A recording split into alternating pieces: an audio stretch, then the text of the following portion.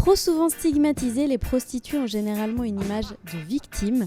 Au-delà des réseaux et de l'esclavage sexuel, New Reporter a décidé de lever le voile sur les indépendantes. Rendez-vous donc avec Samantha, une transsexuelle qui s'assume et qui n'a pas la langue dans sa poche. Rencontre. Alors, Samantha, née à La Rochelle, j'ai passé 21 ans de ma vie là-bas, où je me suis prostituée à l'âge de 14 ans, 15 ans presque. Des hommes qui sont venus me voir et tout ça, qui m'ont fait des petites propositions. Et quand on est jeune, 200 francs ou 500 francs, bah, c'est beaucoup d'argent. Je savais pas que c'était les francs, donc ça fait pas mal quoi. Donc, même malgré que je sois scolarisé, j'allais on va dire au tapin. J'allais tapiner le mercredi après-midi et le week-end quand j'étais sur La Rochelle. Donc, je me suis jamais senti homme dans ma tête, ni dans mon corps, donc j'ai jamais été à l'aise encore dans un corps d'homme. Pour ça, donc pour moi c'était inévitable, il fallait que je franchisse le pas. Ma famille, tout le monde est au courant, et je vais pas m'en cacher quoi. Je demande rien à la famille, donc voilà, pourquoi me gêner?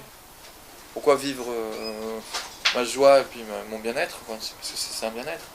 C'est pas seulement le fait d'être marginal ou quoi que ça, c'est parce que je me sens bien dans ma peau comme ça. J'ai rencontré une femme, qui est une grand-mère, qui m'a dit ouais, viens sur Paris, je dis bah, y a pas de problème.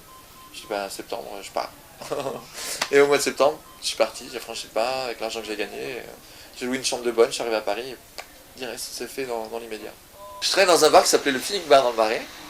Et là, il y avait un travesti qui s'appelait Zaza, qui est plus de ce monde maintenant. Qui venait me voir, qui rigolait, qui me disait ah toi tu cartonnerais au tapin, tu cartonnerais au tapin. Puis à force d'en avoir marre de payer 250 francs par mois, par jour, tu vois, à faire des heures et des heures, et je me suis dit bah faut franchir le pas, faut y aller. Et je suis parti là-bas et ouais j'ai fait ma thune, bien comment il fait. Donc, j'aimerais bien payer des impôts si on disait ouais tu trapines, tu déclares un temps, tu as droit à beaucoup de choses, tu as droit à la retraite, il n'y a pas de problème. Mais vu qu'on n'est pas reconnu, on n'a pas de statut, pourquoi payer pour rien avoir? Je vois pas l'intérêt. Pour trouver un appartement sans fiche de paye, sans garant, sans forcément la caution, parce que la caution, il faut mettre de l'argent de côté, mais quand tu as l'hôtel ou les trucs comme ça, c'est super difficile. On t'aide pas forcément, toi. Tu touches le RSA, tu peux toucher, enfin à l'époque c'était le RMI, t'as droit que dalle. Le temps de faire une demande de logement social ou une demande d'HLM, tu peux galérer, quoi. T'es pas prioritaire. Quand je suis à l'hôtel, 55 € par jour, ce qui fait 1650 € par mois. Donc à ce prix-là, tu vois, c'est pour ça, quand on nous dit ouais, nana, un garant, je paye 1650 € par mois, je peux payer un studio à 700 €. Donc si j'y arrive pour un hôtel, je peux y arriver pour un studio. C'est déjà l'heure d'aller travailler pour la Rochelaise. Tout juste le temps d'avaler un dîner dans son appartement de près et direction la salle de bain pour la fin des préparatifs et quelques confidences. Je me pointe à la Sécu, à l'époque j'avais mon appartement, tout machin, à Colonel Fabien, et j'avais le droit aux APL, donc location pour le logement. Et je me pointe là-bas, à la CAF, et je rentre et tout, et je ramène mon dossier qui était au nom de monsieur et tout ça. Et la femme qui était là, une antillaise, tout machin, très marrante d'ailleurs, se pointe et me dit ah, il y a une erreur et tout machin, tout ça, c'est au nom de monsieur, et vous êtes madame et tout ça, non, non, non. Je dis, mais non, madame. Et elle me dit, mais si, il y a une erreur, il faut appeler l'autre personne, parce qu'il y a une erreur sur le dossier. Elle me dit, voilà, il faut refaire tout le dossier. Je dis, non, mais c'est moi, c'est moi. Elle ne comprenait pas, sur le coup. Et après, elle me dit, ah bon, Et quand j'ai sorti mon passeport avec ma photo et mon identité, elle m'a dit, ah. Et elle était gênée un peu quand même. Mais elle m'a dit, c'est très bien réussi, tout machin, la totale. C'était marrant. Mais je me suis quand même tapé l'affiche là-bas, quoi. J'étais rouge. Très, très rouge, donc. J'ai pas mal d'anecdotes par rapport au fait que j'ai des petits clients qui viennent au début, qui se lancent, qui n'ont jamais eu d'expérience avec un transsexuel ou une personne du même sexe, hein, parce qu'à la base on est du même sexe, hein, et qui viennent, qui voient que ça se passe bien, qui se posent des questions, qui disent mais est-ce que ça fait de moi un homosexuel ou est-ce que ça fait de moi un marginal, quelqu'un de bizarre ou quoi que ce soit, parce qu'ils se remettent vraiment en question quoi. Et j'ai des clients qui me disent mais tu te rends compte que j'ai découvert à mon âge un épanouissement, un plaisir différent et il me dit ma femme est au courant, voilà, je suis bien, je suis épanoui. Il me dit j'ai découvert une sexualité différente et bien qui m'a permis de me dévoiler puis de me déclencher d'être bien quoi. Parce que c'était quelqu'un qui rentrait dans un créneau qui fait que voilà, il rentrait dans la norme, on va dire, et il n'en sortait pas quoi. Il a suffi d'un moment pour qu'il y goûte puis qu'il apprécie. Donc il y a plein de gens comme ça qui viennent et qui me disent ah, j'ai jamais essayé, j'aimerais bien, puis ça commence. Je dis bah je peux te sucer aussi, et puis je peux toucher à la base, et puis après je peux te sucer aussi, puis après ils se font prendre, ils font tout. Il y a des clients que je fais pas. Moi c'est clair, c'est indéniable. C'est le client genre qui va venir, qui va être bourré, pété, ou qui va arriver tout chancelant, c'est que le mec il va te faire passer le pire moment de ta vie quoi.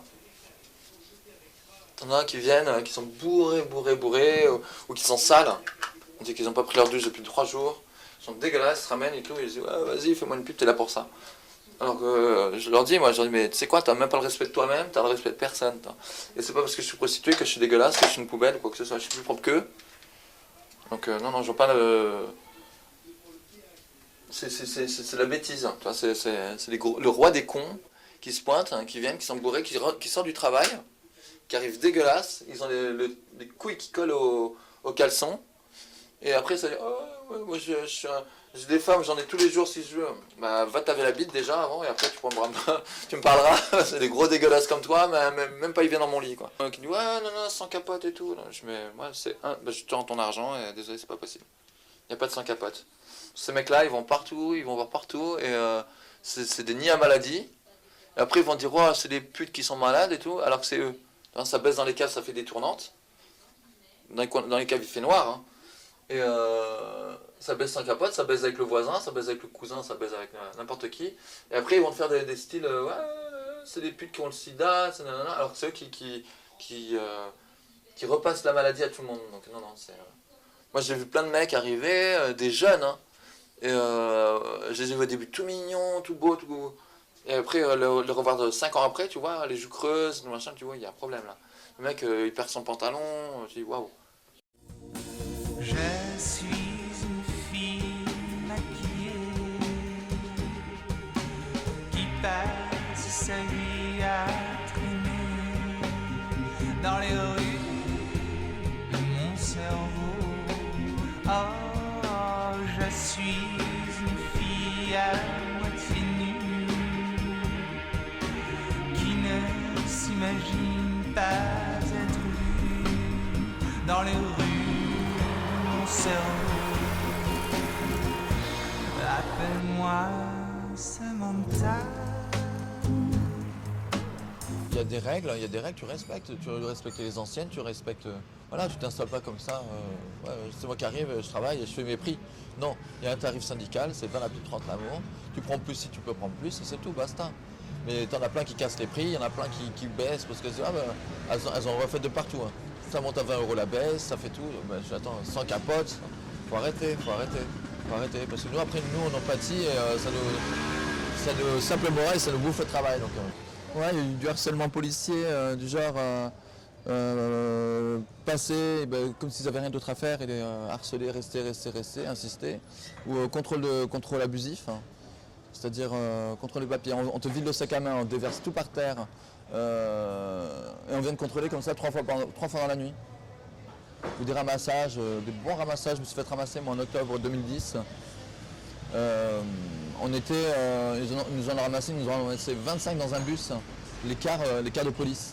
Donc, et après c'était 12 dans la même cellule, dans une cellule de 4 mètres carrés. Ils ont mis les travestis, trans, machin, les femmes et des mecs qui traînaient dans le bois comme ça. Donc les mecs ils étaient tranquilles, il y en avait que 2 ou 3 dans une cellule. Mais les nanas pareil, et nous après 12 dans la même cellule. Et d'ailleurs ils ont même été obligés on est resté au moins 4-5 heures comme ça, 12 dans la même cellule. Donc c'est pas vivable, tu vois. C'est vraiment pas vivable. Aucun mobile, ils nous ont même pas signé une fiche de garde à vue, rien. Moi ils m'ont lâché la première à 6h30 le matin. Et des copines elles sont sorties à 18h l'après-midi. 18h l'après-midi. Je dis oui, des faux de papier, nanana, t'as pas tes papiers sur toi, nanana. Je dis moi non plus, j'avais pas mes papiers sur moi. Mais ils m'ont lâché parce que je les ai bien fait chier, j'aurais montré que je connaissais mes droits et tout ça. Ça nous est déjà arrivé en pleine agression, appeler la personne et tout, et au terminal, la nana du guichet, là, enfin du bordel, là, nous dit oui, l'agression en cours ou déjà consommée. Pauvre conne, je suis en train de me faire taper dessus, on se fait agresser, tu te demandes. Ou alors ils connaissent même pas les rues du bois.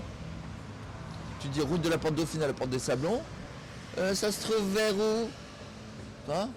Il faudrait leur faire un plan limite, alors qu'il y a des panneaux, tout machin, tout doit être indiqué, il y a des GPS. Ils connaissent rien. Bien sûr, quand ils ont besoin, qu'ils nous demandent des renseignements, bah, si on peut leur répondre, on leur répond. On leur dit ce qu'on en sait ou ce qu'on y connaît. Mais voilà quoi. Et ça serait bien que c'est à double tranchant. Tu nous fais des coups de vache, on ne dit rien.